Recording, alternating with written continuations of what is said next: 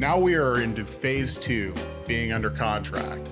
Now, while under contract, there's a lot of work that has to be done on the buyer's side to make it to closing, and still some more due diligence that needs to be done on the property, hence the due diligence period. Also, this is where you're going to come across your first expense in the real estate transaction, which is going to be your earnest money. Earnest money is money that is held in escrow and basically given to the party that does not default on the contract. So if you're a buyer and you put your earnest money into the deal, you would get it back at closing.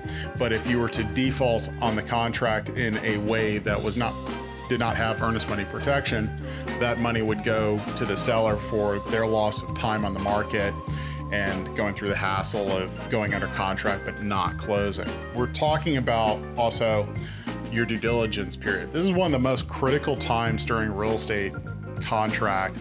It's where you bring in an inspector or a series of inspectors to inspect the property on your behalf. It's one of the best money that you'll ever spend on real estate. Typical inspection costs somewhere between $400 to $500, depending on the size of the house. Could be more, could be less.